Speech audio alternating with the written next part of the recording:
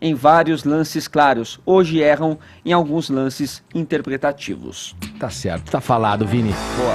Vamos seguir aqui de volta à política. Novidades em relação ao COAF e ao comando da Receita Federal são os assuntos da reportagem de Luciana Verdolim. Vamos acompanhar.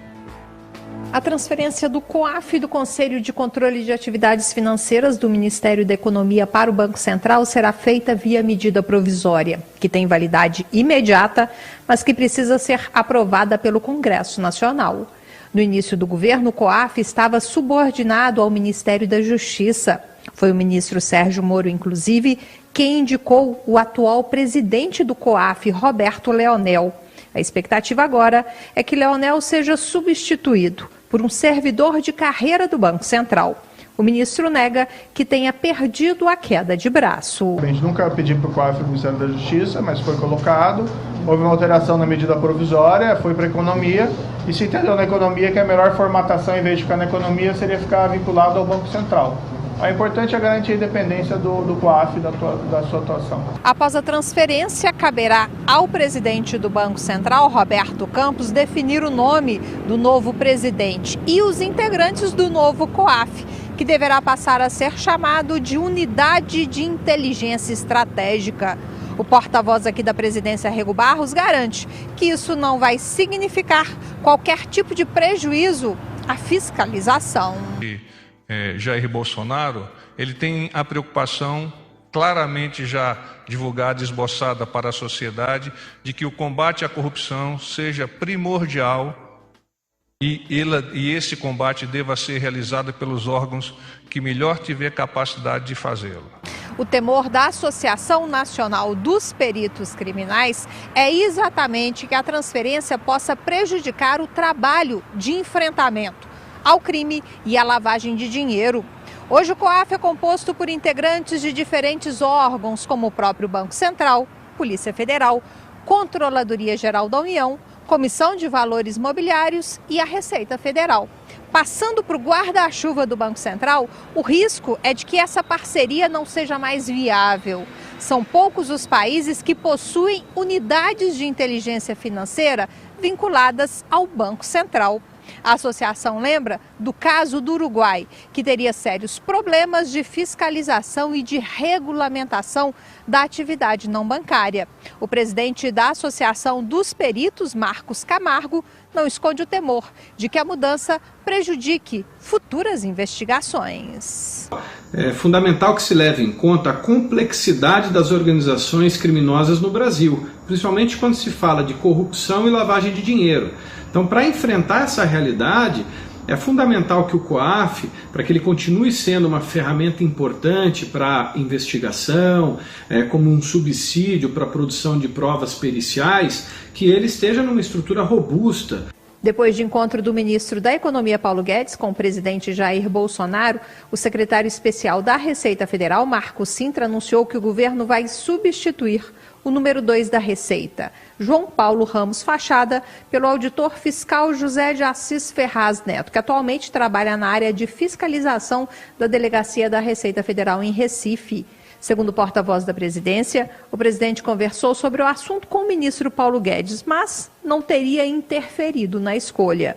De acordo com Rego Barros, o presidente confia no desempenho e avaliação das equipes de governo. De Brasília, Luciana Verdolim. Vamos lá, a gente viu aí, acompanhou na reportagem da Luciana Verdolim que o Marco Sintra trocou o número 2 da Receita Federal. É mais uma mudança que vem agitando aí a discussão sobre as interferências do Palácio do Planalto em órgãos de controle e investigação. Só para ficar em alguns exemplos aqui, o presidente é acusado de ter interferido no meio ambiente, com a exoneração do presidente do INPE, o Ricardo Galvão, na Ancine, né, inclusive nessa questão que resvala no assunto que o Fefito trouxe para a gente há pouco aqui, e na Polícia Federal, que trocará o comando da superintendência no Rio de Janeiro. Essas interferências, aliás, são tema do editorial do Estadão de hoje.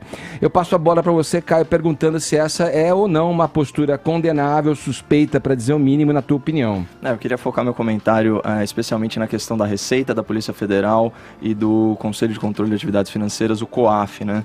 né, numa era aí de trevas, né, do jornalismo político, em que o ódio ao governo ele contamina necessariamente o relato dos fatos e aí transborda das páginas dos jornais, eu fico muito contente em recomendar ao ouvinte da Jovem Pan a leitura do editorial do Estadão de hoje, que se chama Interferência Indevida. É uma crítica muito dura, mas muito justa, né, ao comportamento recente do presidente da República.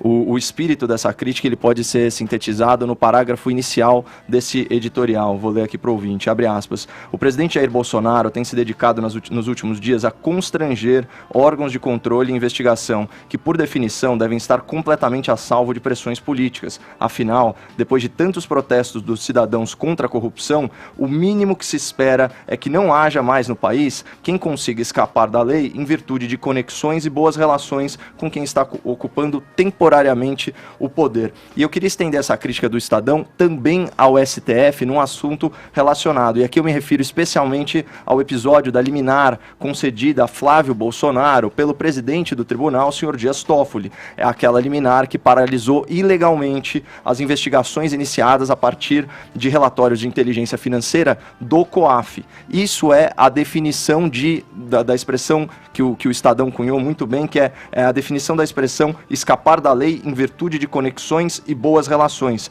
Não à toa, centenas de milhares de pessoas vão às ruas esse domingo, dia 25, pedir o impeachment dos ministros do STF que incorreram em crime de responsabilidade e abuso de autoridade. Mas voltando à pauta, voltando ao comportamento intervencionista do presidente Bolsonaro, dá autonomia aos órgãos que eu citei, né, de controle e de investigação, portanto, Receita Federal, Polícia Federal, COAF, não é ser um presidente banana, para usar aí uma expressão recente. Agora, interferir, mandar e desmandar nesses órgãos é ser, sim, um presidente de uma república de bananas. E o Brasil não quer mais isso.